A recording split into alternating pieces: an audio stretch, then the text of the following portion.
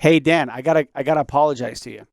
I just got back from France, and I got up at 2 o'clock in the morning. I couldn't sleep, and then on my way in here, I I was at my fitness club.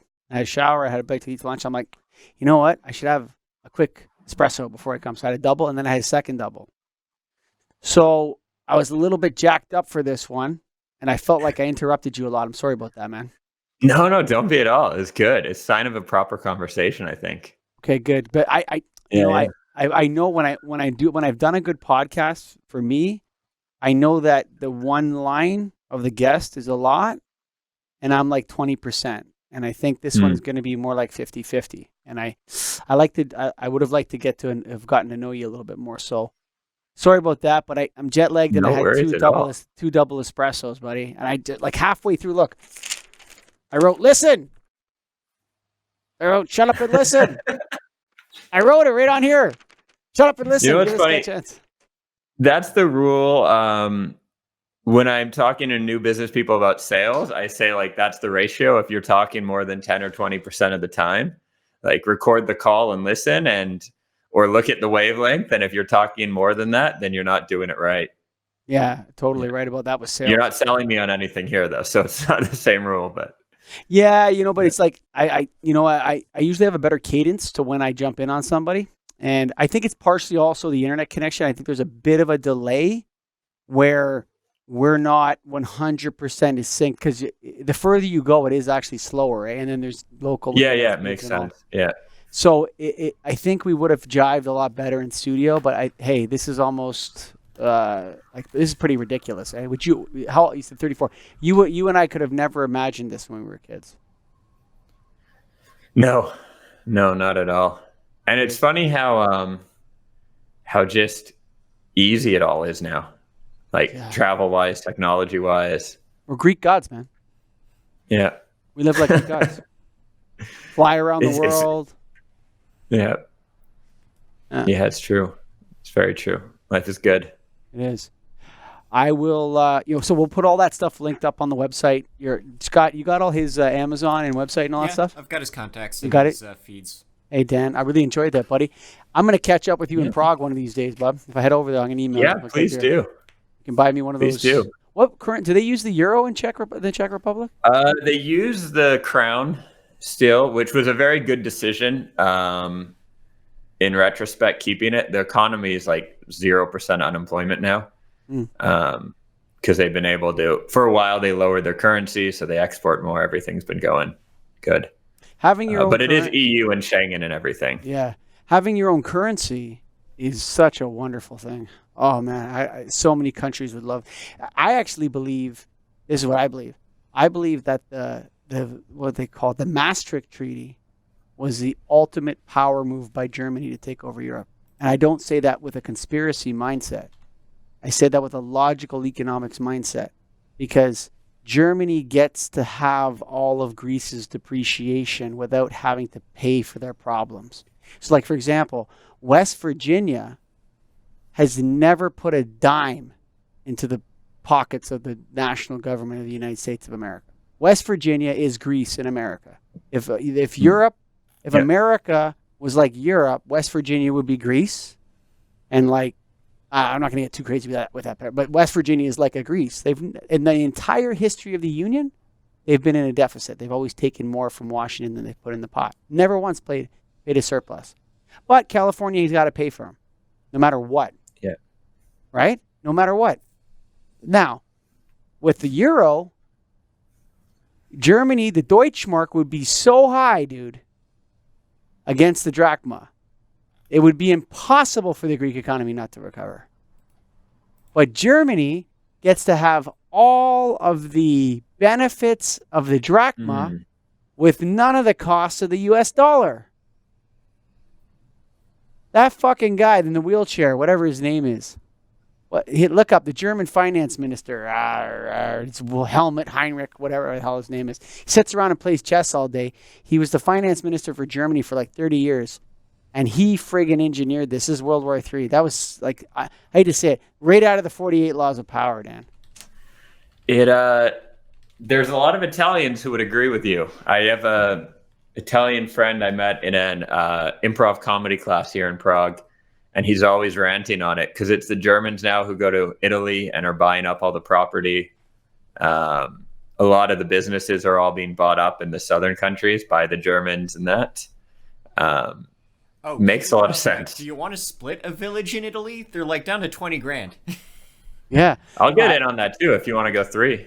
Oh yeah, we'll sell it to French retirees later. Yeah. Good luck with that, guys. I don't want to get involved in that Gilets Jaunes stuff over there, bro. It's not, that shit's gonna hit the fan, man.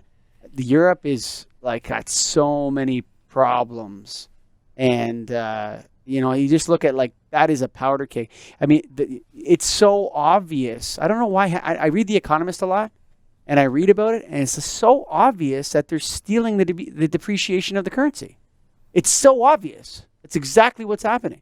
Their economy, they get all the depreciation of the drachma and the lira and whatever the Spanish one was, and those people suffer and they have to pay.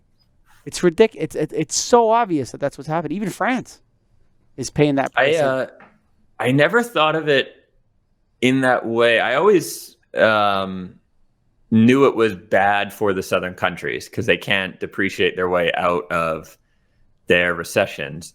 But I didn't think of it the flip side is that Germany benefits from the depreciation. It makes 100% sense.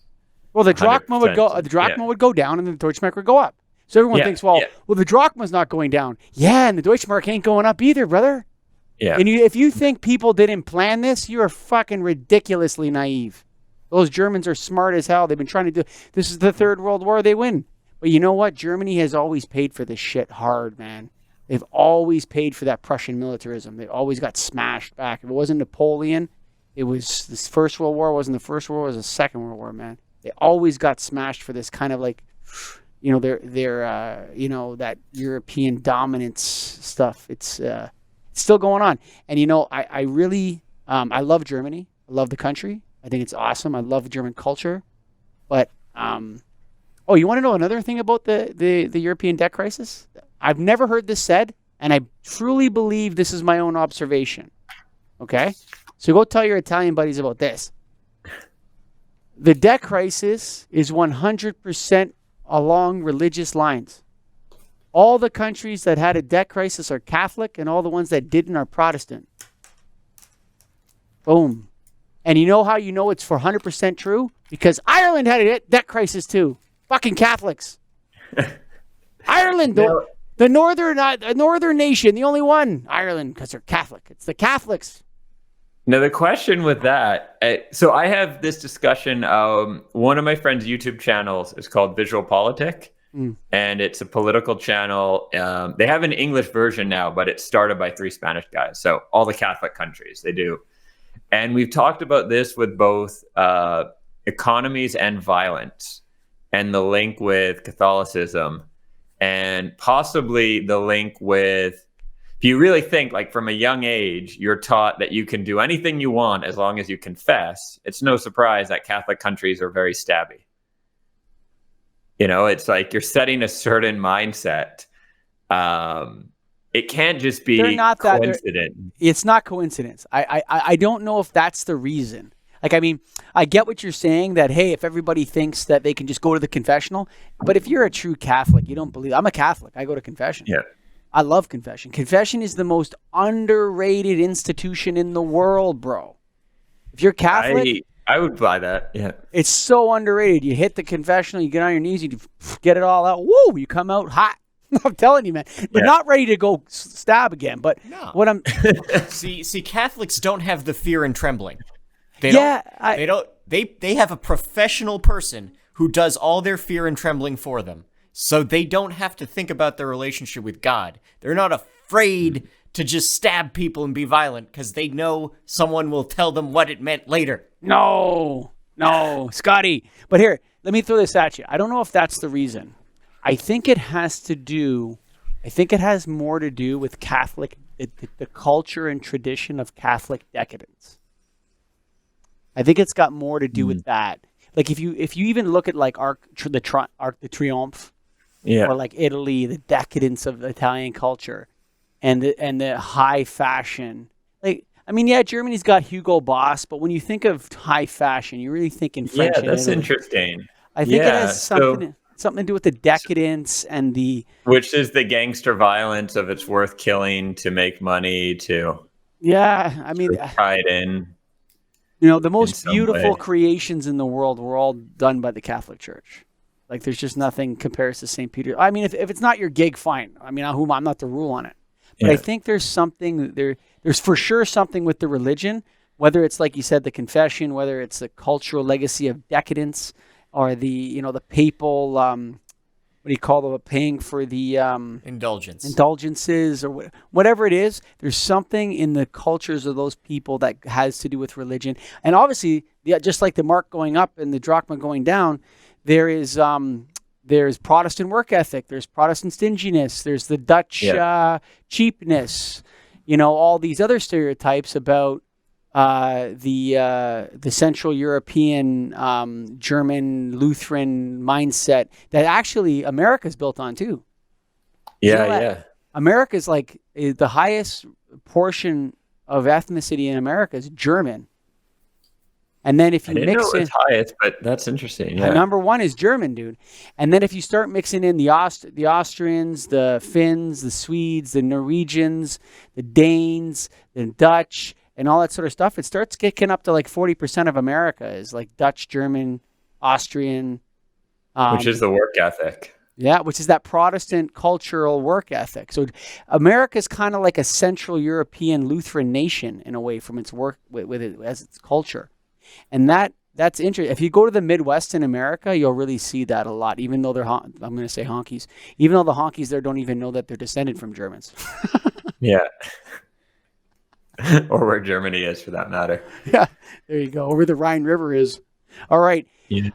1:30. What time is it in the Czech Republic? 7:30. Well, I'm going to let you get back after it, Dan. It's 7:30 at night. PM. Yeah. Time to hit the pub or the bar. Absolutely. You speak Czech at all? Not much. Like, I can read a menu and stuff now. Okay. But not as not as much as I should. Those Slavic languages, man. Whew. It's